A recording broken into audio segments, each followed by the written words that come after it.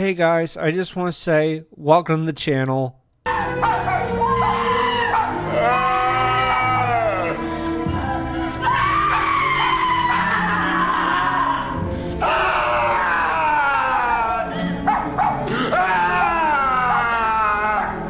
I'm in an okay mood. How's everyone doing? It was kind of an up and down week with Kiwi Farms that has gone down, went back up, seemed like everything was fine. It's back down again.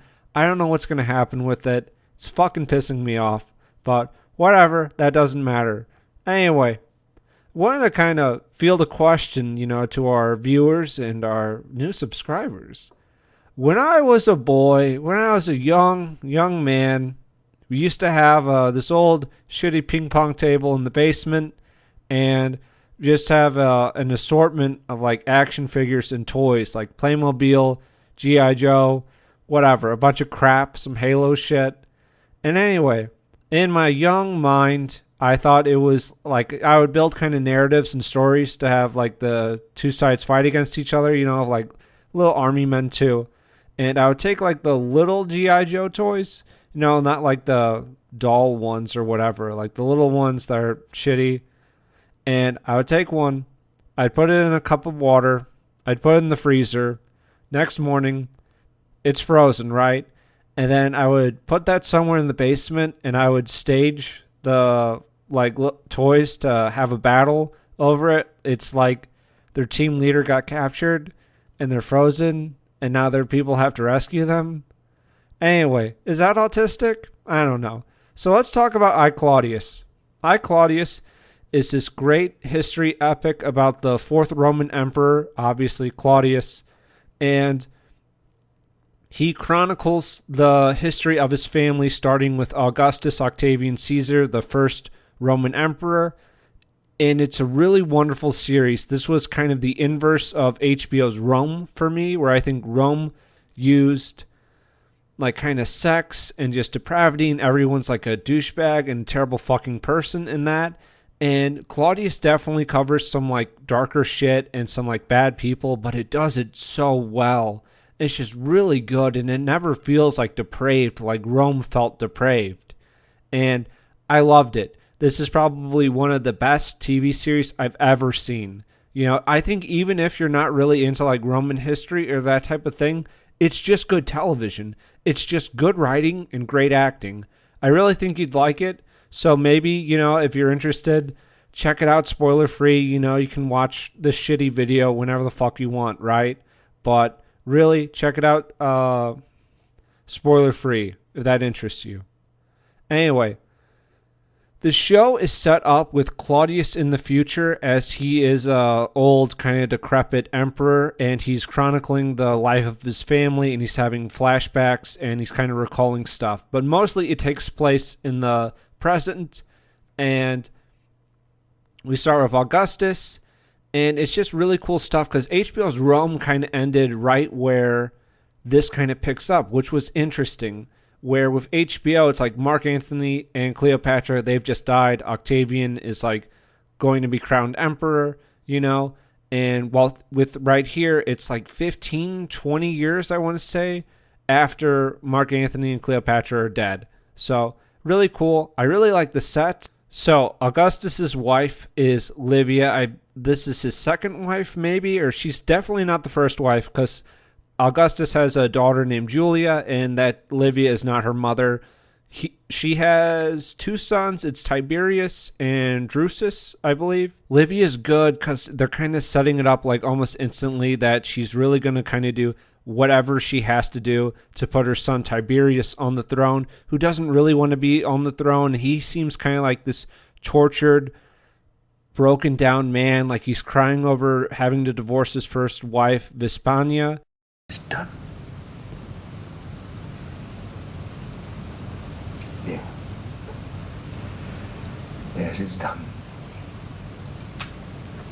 I must forget her.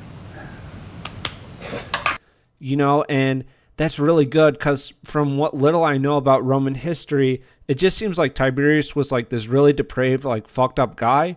And they definitely show that later on.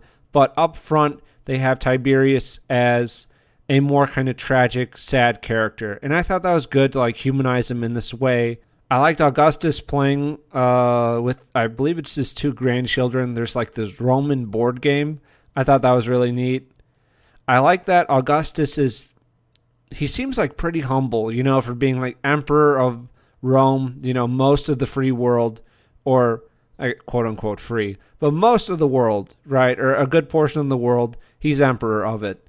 He refuses to be like recognized as a god, really, in his time. Tell me, Livia, if I'm a god, even in Palmyra, how do I cure gout? He thinks that's like going way too far. And he just seems like a nice, like good, like grandfather figure, just like a really good guy. Maybe he's a little easily deceived, kind of manipulated here and there, but a great guy. In the second episode, we get to see a little bit of Julia, and I know she's kind of, at least from what I know about her, she's like kind of a slut, and then she gets like banished, and then that's also what happens in the show. But I feel like it handled this in like later orgy scenes and that type of thing so much better than like HBO. If HBO would have handled it, it would have been like a 20 fucking minute orgy scene and just like a lot of just graphic sex and nudity. And it's like, I think it handles this well, where it's like, I know what's happening, I know what's happening, and I don't need like a full-fledged just jerk off sex scene. If that makes sense, like you're still showing what's going on without indulging. I don't know. Like, I think Hardcore, that's a really good movie. I reviewed as well, but that's a good movie that handles more mature and that kind of like sex stuff, but I think it does it in the good way. Or I don't know. I think it handled it better than a lot of things handle it. I like Augustus having this speech where he's like forcing bachelors to get married by taxing them more. Good shit, man. Good shit. Good man. Of the constant complaints that I've been getting from you and others about the severity of the laws that I've made against bachelors. Do you know what I say to that? I say stop complaining and get married.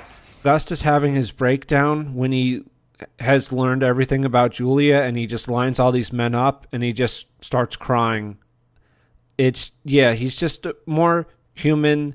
He's a good guy and you just want him to be like, okay, I don't know. Maybe that sounds a little silly. And Tiberius has been exiled, but then Tiberius gets brought back because Lucius has died. And he and his like Greek guy, they have some really good laughter because what are the fucking odds that Tiberius is going to be called back to Rome? It's kind of like, what are the odds that Claudius is going to be put on the throne eventually? And it's like, that's a fucking long shot for sure. All Rome is drowned in grief. Well, of course now. It's only natural. What happened? Anyway, I'm a fan of Roman history. I have one painting I had commissioned. I really like the frame, just the red and the gold, and yeah, we like that. Dr. Infinity likes that painting in his house. It's good. It's good. I think the third episode's really fantastic where, they're having another feast or kind of just family gathering, and Claudius lines up with the other grandchildren, and actually he gets there like almost first, and he's the last one to say goodnight to Augustus because Augustus goes to everyone before him, and he doesn't even hug him.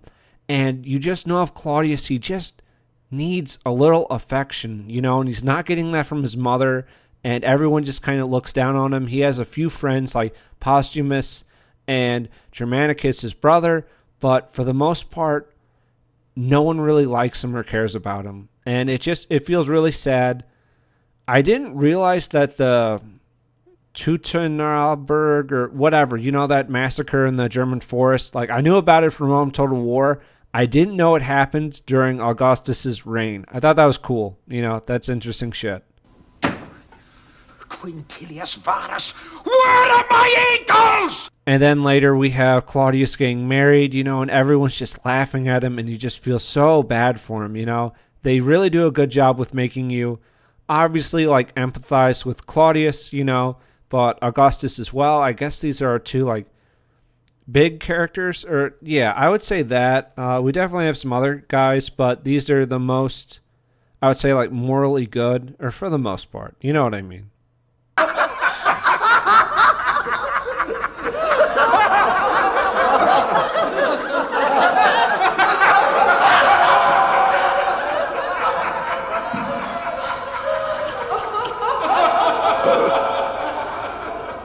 Episode 4. Augustus has this line, and I'll just play the clip. Fall ill and die. Oh, the sea air will do me good. Besides, Germanicus is traveling with me part of the way. I'm sending him to France. I'm not trying to be, quote-unquote, that guy, but France doesn't exist until, like, the Franks take over, like, what was Gaul, right? At least that's how I understood it. So I know the Romans built some shit, Augustus. Like, I fucking get that the Romans built some shit. I didn't realize they had a goddamn time machine, too. Whatever. I'm going to let it go. France? I'm sending him to France? Where the fuck's that? Whatever. I liked Augustus visiting Posthumus on the island, and he kind of has another breakdown where just a lot of regrets in his life. Go away and die, but leave me alone.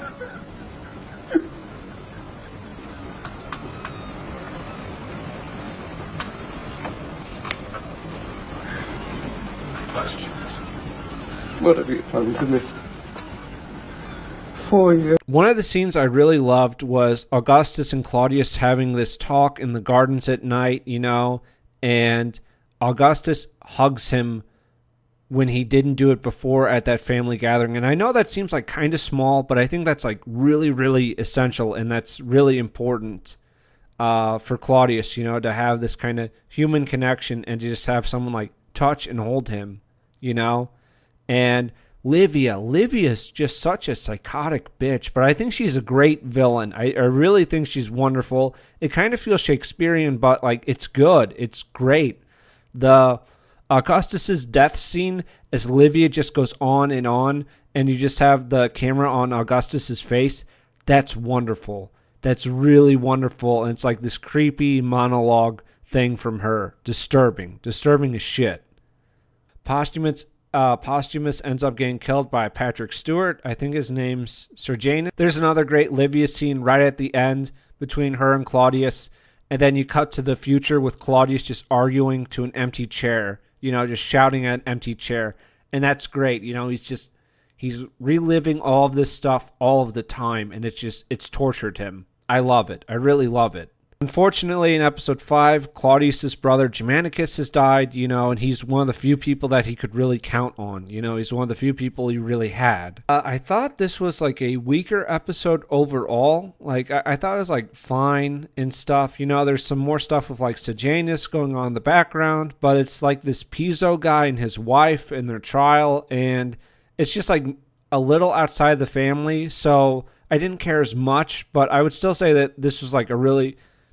Like, the series overall, I think, is, like, really fantastic, and I would just rate this episode a little lower than the other episodes, because this is mostly about, like, this trial with these guys, that aren't, I don't know, too relevant to me, because they get introduced in this episode, and then they're gone by the end of the episode. You know what I mean? Episode 6, we have John Hurt as Caligula. I love John Hurt. I know him for some of his voice acting. He's in Watership Down and Plague Dogs. Those are both really good animated movies. He's great in 1984. I probably really shouldn't show anything from 1984. But Julia in that movie, she's nice. I'll say that, and not in like a gross like kind of way, but she's a beautiful woman, so you could check that out. He also has a good character in Midnight Express, which is based on, quote unquote, a American that's in this that gets sent to this Turkish prison, but it's actually like pretty good, and like it's somewhat accurate. It's not super accurate, but it's a really good movie. That's what's important. It's a good movie, really good movie. Disturbing though. Keep that in mind. It's pretty fucked up and disturbing. I like Sejanus as Patrick Stewart. I think he does a really good job as Sejanus, who's like this guy that's doing assassinations and other like fucked up like behind the scenes shit. But when Caligula comes in and gives Tiberius this like perverted gift, Sejanus looks disgusted and then he leaves. I think that's some nice characterization, for like just like a second in command, like a lieutenant guy. It's nice, that he doesn't, I don't know, put up with everything that Tiberius likes. It cost quite a lot. To tell the truth, it cost so much I had to borrow part of it from Uncle Claudius. It's 200 years old. It was very thoughtful of you. I didn't realize that Castor, who's been called like the son of Tiberius, I was trying to look it up as I was watching the show, and I'm like, Tiberius doesn't have a son named Castor. And in this episode, he clarifies that he's called Castor by his friends, but he's Drusus. And Drusus is the name of Tiberius' brother as well, and it's just like, I wish they had cleared that up, a few fucking episodes earlier, because I thought Castor was like this made-up character. Anyway, in this episode, we have Livia dying, which is, and, she deserves it. She's fucked up, but yeah, she's gone. Castor dies from poison, and we have Sejanus, he wants Claudius to divorce his wife and then marry his sister. That's good. All good stuff. Claudius, my dear fellow, how nice to see you. In the 7th, Livia, who is Claudius' sister, and Sejanus are trying to get married, and I believe it's Nero and Drusus, who are brothers to Caligula. So these guys are nephews to Claudius, and I think they're both dead by the end of this episode. I believe so. Perhaps it's just one of those women's complaints. Claudius has written a history of Carthage, which is great. I really love this book, Scipio Africanus, which is about the Second Punic War of Carthage. That was awesome. And we also have Sejanus. He has a good moment with his kids, and that was really nice. He's holding his kids there, and he's still a fucked up guy. You want him to be defeated, but he's more dimensional than just like a cartoon villain. Father, you're back! I told you he'd be back today. You only guessed. You didn't know. Well, I was right. May we have dinner with you this afternoon? We've been very good, haven't we? We've done all our lessons. Then you can have dinner with me this afternoon. And like he's pretty optimistic. He's smiling on the Senate steps. And then in the Senate hall, he thinks he's going to be like awarded this great honor. And then we have both of his children like brutally killed and his daughter raped. And this is some really fucked up shit. And then Sejanus gets killed. Yeah, Claudius' wife, who's Sejanus' sister, begs him to save her, and he can't really do anything. He's just kind of powerless, and he has been for most of his life, really, where, he's just kind of pushed around. But that's also why he's stayed alive this long. It's because he's not seen as a threat. He's not seen as a powerful guy. That's why he's been alive while so many around him have been killed. In the 8th one, we have Caligula being named emperor. This is great. We have the one guard that betrayed Sejanus casually suffocating Tiberius. I supper, and I want beef.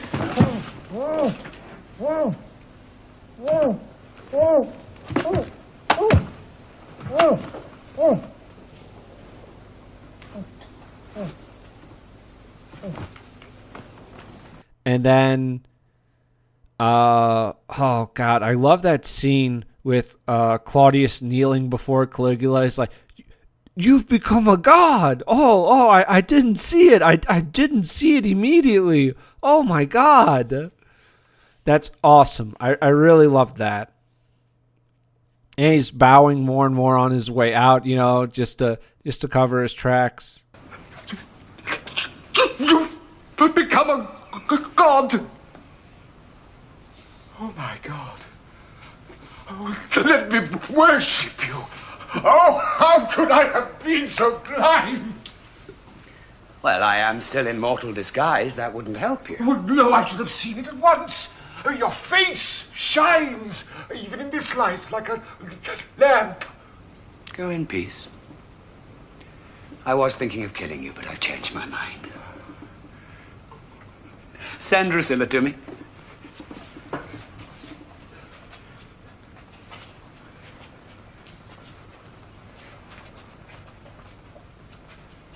And Gemellus is I believe it's the grandson of Tiberius, you know?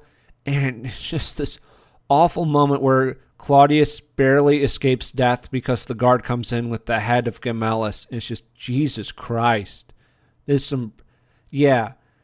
You know, I think it handles, like, sex, and I think it handles, like, the gore and the blood stuff, like, really well. Really, really well, where it's, like, it's always, like, impactful, you know? It's not, like, excessive. Use too much, so the impact doesn't matter. You know, like, if every scene is, like, this bloody, horrible thing, like, people are getting limbs hacked off, you lose the impact of it because with overuse, overexposure. But when you use it sparingly, it's done very well, you know? And in this episode, Claudius's mother is planning to kill herself. She's just tired. She's done, and she doesn't think Rome's going to recover.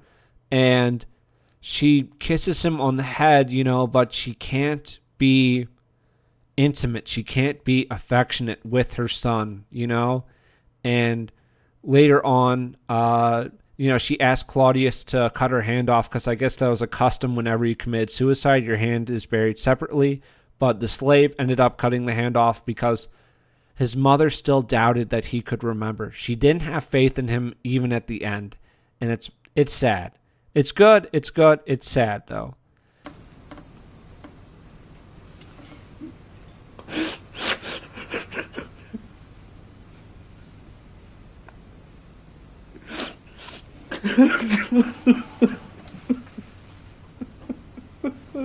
I've cut off her hand for separate burial. Why did you do it? She asked me to, Master. Perhaps she thought it might slip your mind. And Caligula had this fucked up scene later on where he performs, I guess, this C-section thing, or he just, like, brutalizes, I believe it's Drusilla. Anyway, it was fucked up. 9th episode, Caligula, he's setting up a brothel in the palace. Claudius is the door guy at the palace. You know, I was a door guy a little bit, a little time in my life. It wasn't like a super busy bar or anything. There were plenty of really quiet nights where, like, barely anyone was there. So I got to read Don Quixote. You know, I brought it with me, and I would just be able to read every night for, you know, a couple hours. That was good. You know, I just really have to help, like, clean up at the very end. But it's a good scene of Claudius having a backbone and getting this woman out of there, you know, where he's always been kind of a pushover, but, you know, he finally has a breaking point. He's finally going to stand up and do something. I really like that. I liked their scene in Germany between him and Caligula, and he gets tossed into the river, and awesome.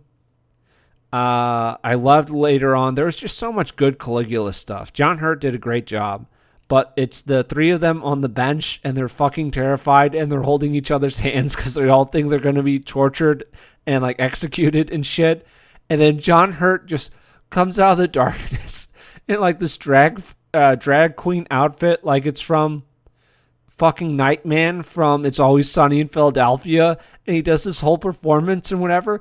And imagine you're sitting there and you're watching your nephew in drag prance around like that, and there's like a suggested rape scene with him being raped by, like, the knight, and you have to fucking clap, otherwise he's gonna fucking torture and kill you.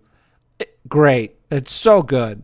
This is another one of my probably favorite scenes, with Claudius hiding in the palace behind some curtains, and the Praetorian Guard is pissed off because, you know, they're going to lose their jobs because there's not going to be an emperor again.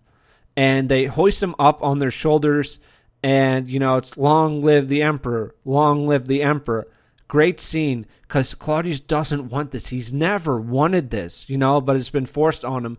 And it really reminded me, you know, Hunchback of Notre Dame, with when Quasimodo's, he's, like, raised on their shoulders, they give him a crown and all that, and it really reminded me of that. That was great. That was utterly fantastic.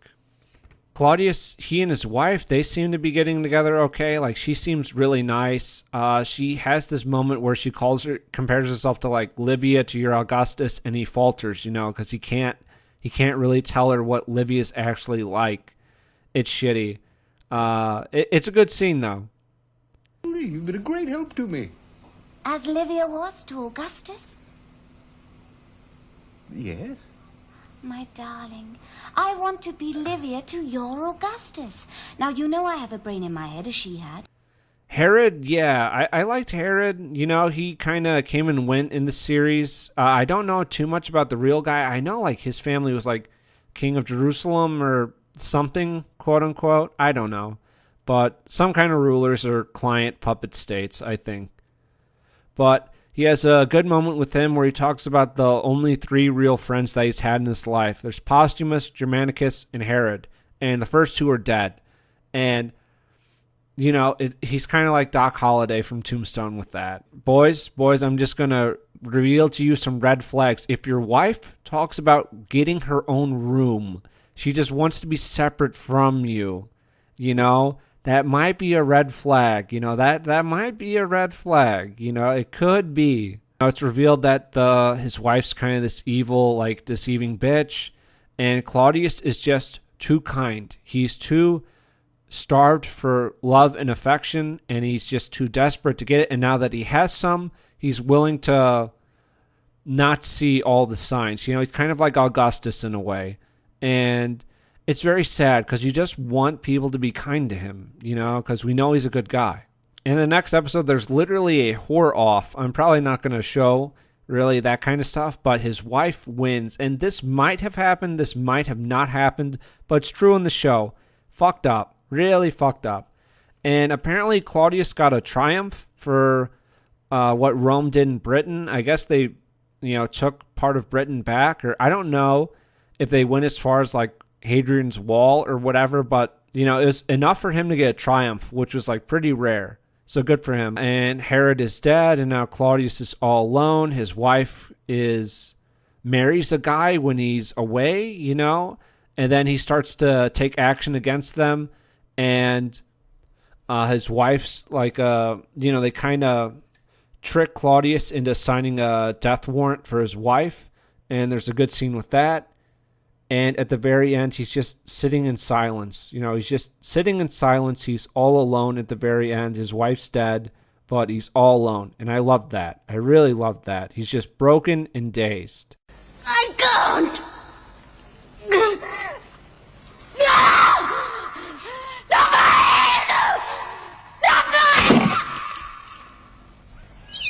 I'll see my wife now. She was executed last night. At your orders, Caesar. Here is the warrant. 12th episode, we get to see Nero in flowers. He's a good boy. Like, I have some good feelings that Nero, he's going to set this ship right. He's going to take care of Rome. And he's kind of creepy. He's kind of creepy. And there was some stuff that I didn't really care for, like the Sibyl, and the kind of like paper prophecy thing that Claudius shows that his son. I didn't really care for that. But overall, like, I love the series. I'm really, really happy I saw this. We have, the well done by Augustus when he's on the throne, and he kind of gets a parade of those that were in his life and important to him. Anyway, this is probably, some of the best television I've ever seen, for sure. And I'm not doing a really good job of articulating just how good this is, just how above board it is, for everything. And they probably could and wouldn't, they couldn't or wouldn't ever make a show like this again, where it's just like good, like European history, and it's great, it's fucking great. And that's just not going to happen anymore. And that's really sad. But this was just, wow. This was like a wow show. I don't think that's a hyperbole from me. I think it's just great. It's just awesome. Yeah, awesome's a good word for this show. Anyway, I got some other reviews on my channel. I'm not a big fan of Rome, but that's like another Roman thing I covered on my channel. I've covered a few TV shows like Sharp and such. And yeah, I'm going to have some... I usually upload on the weekends. I'm probably going to do like Horatio Hornblower next week. I kind of wanted to pair that up with Sharp. You know, I wanted to pair that up with Sharp and this with like Rome. Anyway, that's going to be it. Thanks for coming by. Dr. Infinity out.